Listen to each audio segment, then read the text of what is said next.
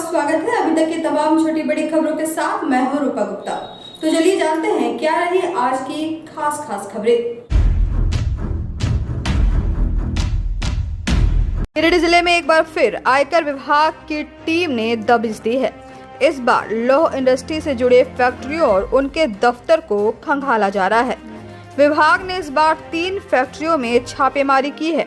बताया गया कि औद्योगिक क्षेत्र में स्थापित Mongia steel, Saluja gold TMT और लाल फेरो में सुबह से अलग अलग टीम कारखानों, इसके अलावा आवास, कार्यालय व अन्य स्थानों पर इनके ठिकानों पर पहुंची और सर्वे कर रही है। अधिकारी और कर्मी इन फैक्ट्रियों में पहुंचे और गेट को बंद कर कागजात खंगालने में जुटे हुए हैं। हालांकि कार्रवाई को लेकर अभी विभाग के अधिकारी कुछ भी बताने से परहेज कर रहे हैं।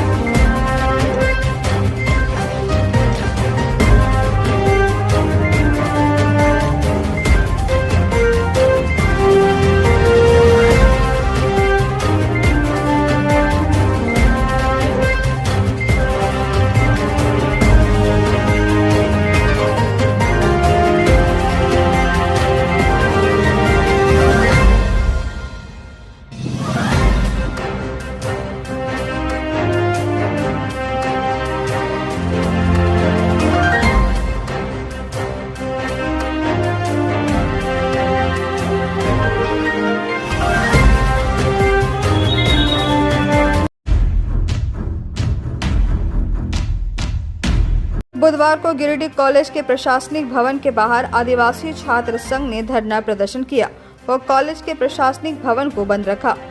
विदित हो कि विश्वविद्यालय प्रशासन के द्वारा तृतीय सत्र के नामांकन शुल्क में 200 रुपए की वृद्धि की गई है, लेकिन फॉर्म में प्रिंट रेट 100 रुपए है। वहीं SC/ST के नामांकन में दिए जाने वाले छूट को भी समाप्त कर दिया गया है। ऊपर से 100 रुपए के स्थान पर अलग से 200 रुपए, यानी कि कुल मिलाकर 300 रुपए छात्रों से वसूले जा रहे हैं। आदिवासी छात्र संघ गिरिडीह के अध्यक्ष प्रदीप सोरेन ने कहा कि नामांकन फॉर्म का शुल्क व नामांकन शुल्क को जब तक कम नहीं किया जाता है तब तक यह धरना प्रदर्शन जारी रहेगा। कहा कि अभी यह प्रदर्शन सिर्फ एक कॉलेज से शुरू हुआ है, जल्द ही विश्वविद्यालय के तमाम कॉलेजों में प्रदर्शन किया जाएगा। इधर कॉलेज के प्रिंसिपल ने कहा कि विश्वविद्यालय से मिले पत्र में नई शिक्षा नीति में शुल्क बढ़ाकर लेना है। कहा कि यह नियम पुराने छात्र छात्राओं के लिए लागू नहीं है। यह नई शिक्षा नीति नए छात्र छात्राओं पर लागू होगी। नामांकन का फीस को वापस से कम करना होगा।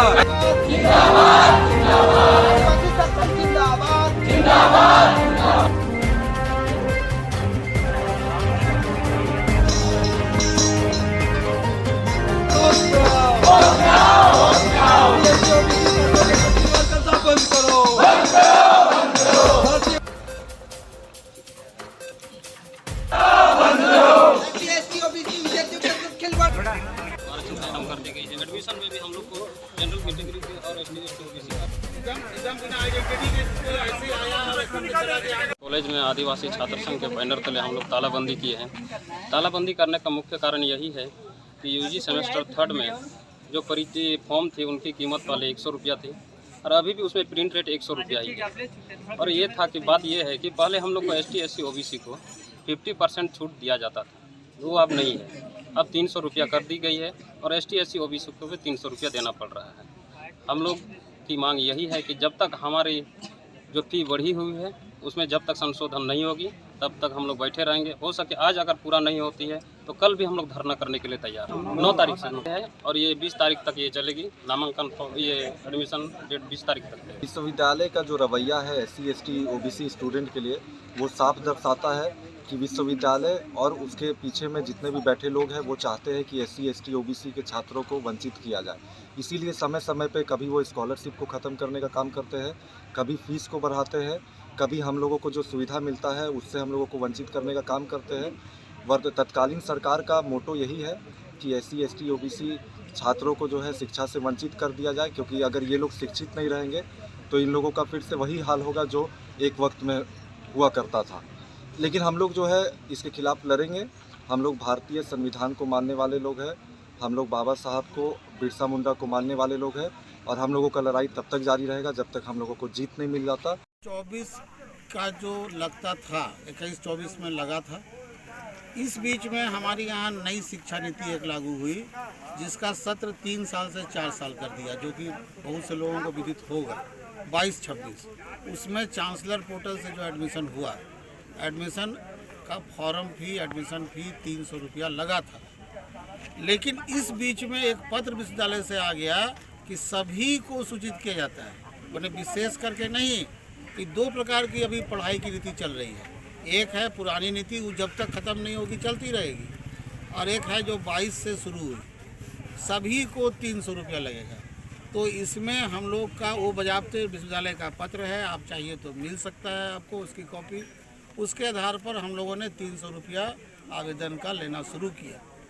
लेकिन अभी मेरी जैसी वार्ता हुई है विश्वविद्यालय से कि नहीं, ये पुराने सत्र के लिए लागू नहीं माना जाएगा। तो 21-24 में मैंने अभी तुरंत वर्बल अगर खुलेगा तो लिखित भी कर दूंगा, वो जो लगता था लगेगा, प्लस दूसरा आश्वासन कि शायद हो सकता है 25, 50, 100, 150 उससे ज़्यादा नहीं हुआ, जैसा कि आपको पता है ने गलती से 300 पे कर दिया है।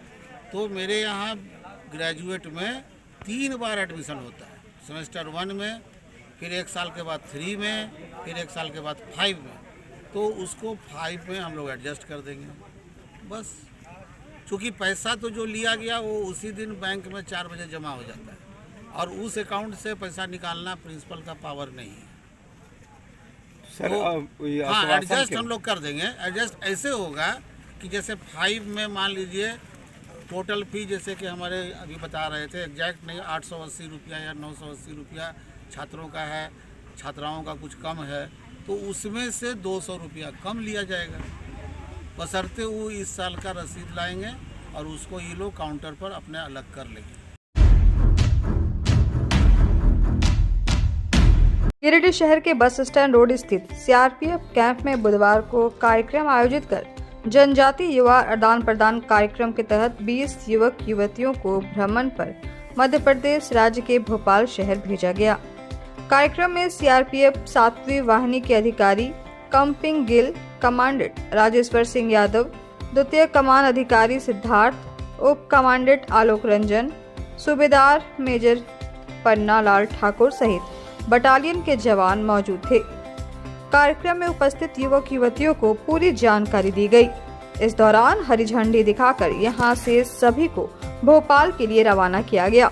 बताया गया कि हर साल की तरह इस साल भी गृह मंत्रालय भारत सरकार द्वारा 14वीं जनजातीय युवा आदान प्रदान कार्यक्रम मंत्रालय भारत सरकार के सहयोग से वर्ष 2006 से लेकर अब तक नेहरू युवा केंद्र संगठन व 7वीं वाहिनी ने मिलकर अब तक कुल 13 जनजातीय युवा आदान प्रदान कार्यक्रम सफलतापूर्वक आयोजित किए हैं।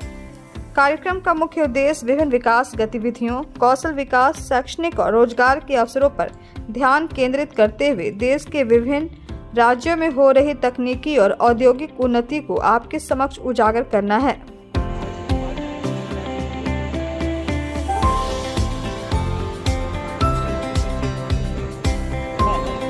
और इस साल भी ये 14वां जनजातीय युवा आदान प्रदान कार्यक्रम है।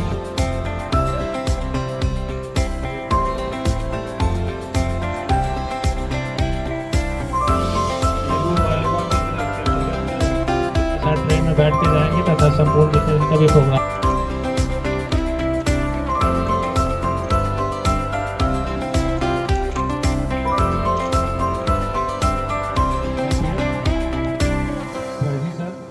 अगर आप सब